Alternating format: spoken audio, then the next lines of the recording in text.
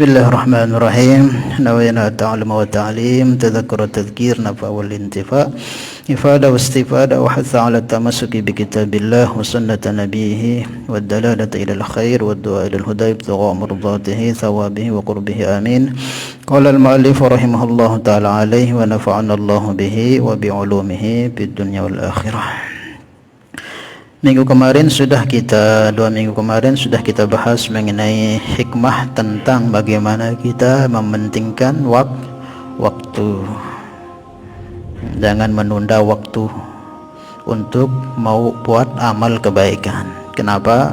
Kemarin sudah dijelaskan. Karena keadaan ke depan itu bi'ilmillah, dalam ilmunya Allah. Bisa jadi kita itu akan ditimpa satu permasalahan, musibah, bencana, sakit, sibuk dan sebagainya. Kita nggak tahu, mungkin juga bisa meninggalkan dunia ini. Kecuali kalau memang kita pastikan, kita tahu, kita diberi pemahaman oleh Allah mungkin akan hidup sampai tahun yang akan datang lagi, berapa tahun ya tidak apa-apa. Tapi tidak ada yang dikasih tahu oleh Allah Subhanahu Wa Taala apa yang terjadi besok itu. Wa ma tadri nafsum madza taksibu, nggak ada yang tahu. Maka urusan amal untuk akhirat itu sebenarnya tidak bisa ditunda sebenarnya. Nabi SAW arahkan dalam Al-Quran, i'mal lidunyaka ka'annaka ta'ishu abada wa'mal li akhiratika ka'annaka tamutu qada. Bekerja kamu untuk duniamu seolah-olah kamu akan terus hidup selama-lamanya, gak bakalan mati. Maknanya apa? Urusan dunia ini harus terselo. Dek temu nak masih ada kesempatan jemaah. Dek temu nak masih kan jatuh marah jatuh hidup terus. Jadi selo. Tak usah terburu-buru, tergesa-gesa. Karena seperti kita hidup selamanya. Akan tetapi wa'mal li akhiratika ka'annaka tamutu ghadan. Dan beramallah untuk akhiratmu seolah-olah besok kamu mati. Enggak ada waktu sudah selain hari ini. Nah, itu urusan akhirat itu nggak ada habaran yang bau. Untuk akhirat Nabi arahkan kita seolah-olah besok itu tidak ada lagi umur kita, kesempatan kita hanya saat ini tok. Maka kalau seperti itu terus kita tanamkan, jadi wali insyaallah. Jadi wali itu kita akan istiqomah buat kebaikan. Tapi nyatanya apa? Sebaliknya malah kita. Kenapa? Ya, karena kita nggak ditolong oleh Allah. Mungkin sebabnya ya karena banyak lalai dan banyaknya maksiat kepada Allah. Insyaallah ya. Nah, untuk hikmah selanjutnya ini mengarahkan tentang bagaimana kita ini beramal itu sesuai dengan apa yang Allah inginkan, bukan sesuai yang apa kita inginkan. Maknanya amal menurut aturan yang dikehendaki Allah dan Rasulnya, bukan menurut maunya kita, nafsu kita. Namanya nafsu itu kan jelas dalam Al-Quran, innal ammarah la ammarat innan nafsa la ammaratum bisu illa ma rahima rabbi. Nafsu itu senantiasa akan mengajak kepada keburukan. Maka kalau kita beramal ikut nafsu biasanya itu tidak pas, biasa itu tidak ikhlas, biasanya itu tidak diterima di sisi Allah Subhanahu Wa Taala. Ini kita yang baca dulu hikmahnya. Bismillahirrahmanirrahim. La tadlubu minhu an yukhrijaka min halatin liyasta'milaka fima siwaha walau aradaka lasta'malaka min ghairi ikhraj. La tadlub, jangan kamu menginginkan atau meminta, minhu dari Allah, ay yukhrijaka, untuk Allah mengeluarkan kamu atau memindahkan kamu. Ini kita mohon minta kepada Allah supaya Allah pindahkan kita atau keluarkan kita min halatin, dari satu keadaan atau satu makom lah seperti itu. Kita minta, ya Allah berikan saya ini, ada seperti itu contohnya. Liyasta'milaka bima siwa, untuk supaya kamu digunakan pada perkara yang Allah tidak tetapkan itu untukmu. Walau arada, dan jika menghendaki Allah untukmu itu, liyasta'milaka, untuk memilihmu, menggunakanmu, min ghairi ikhraj, tanpa perlu kamu minta. Jadi terjemah bebasnya itu, jadi kalau kita ditempatkan di suatu keadaan, suatu makom, maka jangan pindah dari makom yang lain atau keadaan yang lain kalau memang di keadaan tersebut segala halnya tercukupi. Di sana tidak lalai kepada Allah Subhanahu wa taala. Amal kita masih terjaga di sana. Badan kita kalau ditahan di sana itu selamat daripada apa, daripada kerusakan dan sebagainya. Tetap sudah di keadaan seperti itu. Jangan ya Allah pindahkan saya, ya Allah minta. Jangan. Paham maksudnya ya? Nanti kita contohkan. Kecuali kalau memang di makom tersebut ada hal-hal terutama yang paling itu yang akan merugikan terhadap ibadah kita, baru boleh kita minta. Ini adab, bagian adab kita kepada Allah Subhanahu wa taala, dan itu merupakan bisikan nafsu yang ada pada diri kita.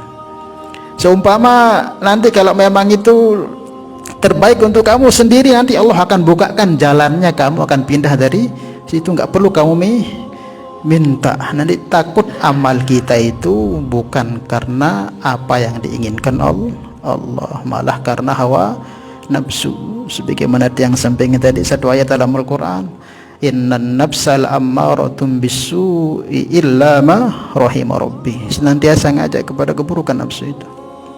Ya, dulu kan awal-awal mungkin kajian-kajian pernah yang jelaskan mengenai hawa nafsu. Perlu diulang nggak? A'da aduwika nafsaka alladhi baina jambaik. Nabi sampaikan, musuh kamu yang sebenarnya yang paling inti itu sebenarnya apa? Nafsaka alladhi baina jambaik. Nafsumu yang ada di antara dua lambung itu. Itulah musuh yang sebenarnya. Musuh yang senantiasa 24 jam akan terus bersama kita. Kalau setan musuh, tapi setan itu bisa terusir, bisa terusir. Kita zikir, setan pergi. Siapa yang berzikir, maka setan akan minggat daripada hati kita. Ketika kita lalai daripada Allah, dia akan menusukkan belalainya. Jadi menghalangi setan dengan zikir. Semakin kita kuat zikir, insya Allah setan nggak kuat bersama kita. Tapi kalau nafsu enggak, zikir tak apapun keadaan dia akan tetap bersama kita. Mungkin sekarang kita majelis di sini ini, insya Allah setan nunggu nganteh leluah. Ini semal. Kalau ada seorang alim di suatu tempat, setan nggak berani masuk. Ini banyak orang alim nih, ada ustadz yang hadir, nggak berani. Dulu cerita di Damaskus itu ada seseorang tua, tapi setan ini dia nyamar seperti orang tua. Ini wali ini tahu, ini setan ini. Kok nggak berani masuk, dia setan ini di luar masjid tuh, jangan tamai takut. Ada ketuaan, hei kamu setan kan? Ya katanya, namanya wali kan dibuka kasyaf oleh Allah. Kenapa kamu muter-muter aja di sana, mau kemana kamu katanya? Dia katakan, aku mau masuk menggoda orang-orang di sop awal itu. Kok kamu goda, kenapa? Dia itu orang-orang abid, ahli ibadah tapi tidak berilmu. Terus kenapa kamu gak masuk, muter-muter aja? Ini loh di samping lawang ini ada orang alim tidur ngorok tidur. Nah, itu sebabnya aku gak berani masuk. Jadi tidurnya saja itu setan takut. Ya, aku gak berani masuk karena ada dia ini nih. Aku gak berani masuk karena dia ini. Insya Allah mungkin setan gak masuk di sini. Tapi hawa nafsu imilu tokol kanjaitan nih. Kesesuaian doang sabda ingis ini roh kesesuaian ya Ustaz. Nafsu wana panas buitan yang hanteh nafsu wana. Nafsu itu akan terus bersama kita, tidak akan pernah meninggalkan kita. Maka jangan makan Allah Subhanahu wa taala, nafsu itu perlu kita arahkan dia ibarat bayi, dia itu ibarat bayi. Kalau bayi ini kalau enggak kita sapih dalam hadis disebutkan nafsu itu katifli, sebagaimana anak kecil. Kalau anak bayi enggak kita sapih, dia akan terus nyusu sampai nerambok anaknya mah. Nah, lalu kamu disapih memang berat, nangis, periak, tengat, lagu suengkah aja, kah dengan repotan inaan aja rian. Lalu kalau tetap ikutan nafsu ini ditupan, ya semakin kuat, semarak kuda liar itu jadinya, liar kita jadinya. Nah, maka itulah yang membuat Allah Subhanahu wa taala inna a'da aduwika, bahasa Nabi, nafsaka alladhi baina jambaik, nafsu itulah yang ada di antara dua lambung itu yang senantiasa bersama kita. Maka jangan makan Allah Subhanahu wa taala supaya kita nanti yang contohkan yang supaya bahas dulu masalah nafsu.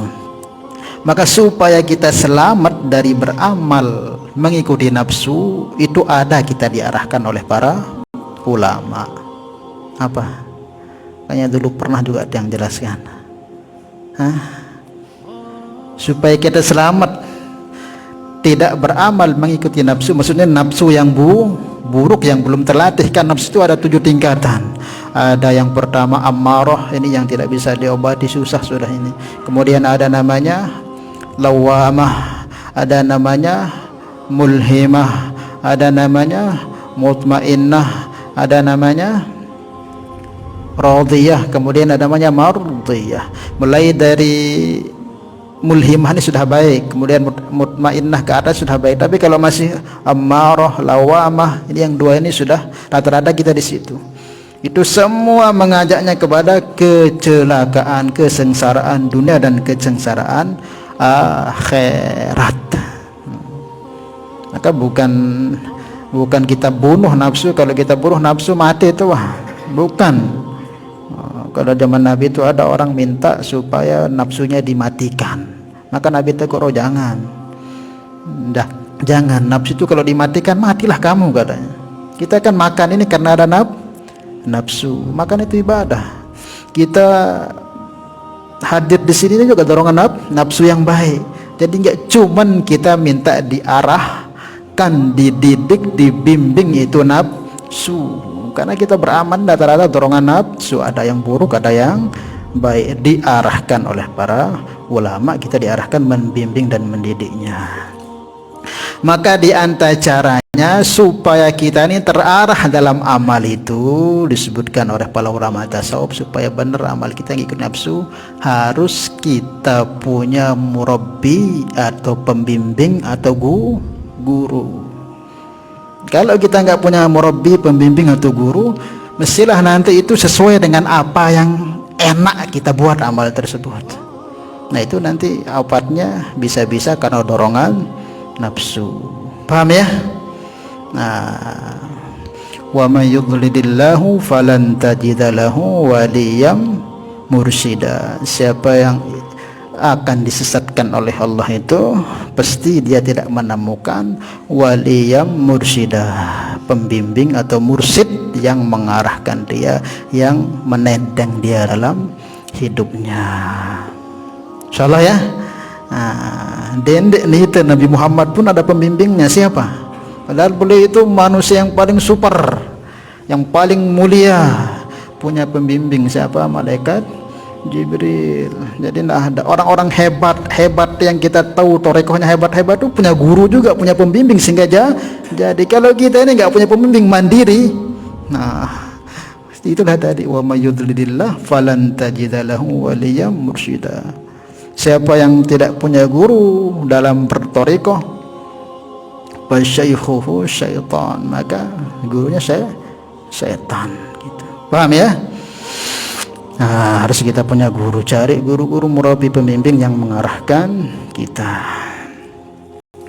Ada cerita nih, ini supaya ambil contoh saja, ini contoh nih. Ada seseorang yang sowan kepada guru murabbinya. Dia ini orang kaya, banyak harta, sowan ke gurunya. Selamat dia dari amalan yang sesuai nafsunya, sowan. Guru, tiang ini mau berangkat umroh, guru. Maka ditanya, oh kamu berangkat kapan? Secepatnya mungkin bulan-bulan ini. Terus sudah berapa kali kamu umroh, katanya? Sudah hampir 6 atau 5 kalian.